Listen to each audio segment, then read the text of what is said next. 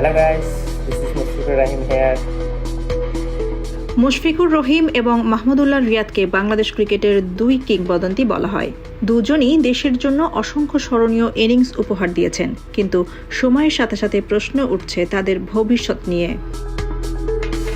2023 বিশ্বকাপের পর থেকেই শুরু হয়েছিল তাদের অবসরের আলোচনা। এবারের চ্যাম্পিয়ন্স ট্রফির পর সেই আলোচনা আরও জোরালো হয়েছে। কিন্তু এই দুই কিংবদন্তি কি এখনই বিদায় নেবেন, নাকি তাদের প্রমাণ করতে হবে নিজেদের যোগ্যতা? বিসিবির হাই কমান্ডের এই মন্তব্য স্পষ্ট, মুশফিক ও রিয়াদকে এখন প্রমাণ করতে হবে তাদের যোগ্যতা।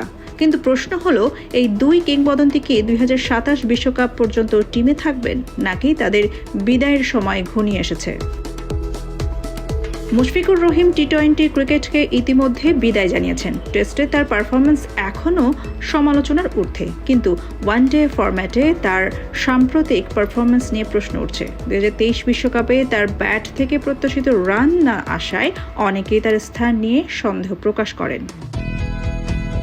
অন্যদিকে মাহমুদুল্লাহ রিয়াদ টি-20 ও টেস্ট থেকে ইতিমধ্যে অবসর নিয়েছেন। এখন তিনি শুধু ওয়ানডে ফরম্যাটে খেলছেন, কিন্তু তার সাম্প্রতিক পারফরম্যান্সও তেমন উজ্জ্বল নয়। ফলে তার জায়গা নিয়েও তৈরি হয়েছে অনিশ্চয়তা। এদিকে বাংলাদেশ ক্রিকেটের নতুন প্রজন্মের খেলোয়াড়রা দারুণ পারফরম্যান্স করছে, তাদের সুযোগ দেওয়ার দাবিও উঠেছে। তাহলে কি মুশফিক রিয়াদের বিদায়ের সময় এসে গেছে, নাকি তাদের অভিজ্ঞতা এখনও দলের জন্য অপরিহার্য? বিসিবি ইতিমধ্যে এই বিষয়ে আলোচনা শুরু করেছে। নাজমুল আবেদিন ফাহিম বলেন, মুশফিক ও রিয়াদের সঙ্গে তাদের ভবিষ্যৎ পরিকল্পনা নিয়ে কথা বলবেন। মুশফিকুর রহিম ও মাহমুদুল্লাহ রিয়াদ বাংলাদেশ ক্রিকেটের দুই কিংবদন্তি। তাদের অবদান কোনোদিন ভুলবার নয়, কিন্তু ক্রিকেট যেমন নিয়মের খেলা, তেমনি সময়েরও খেলা। তাদের ভবিষ্যৎ কি হবে সেটা সময় বলে দেবে।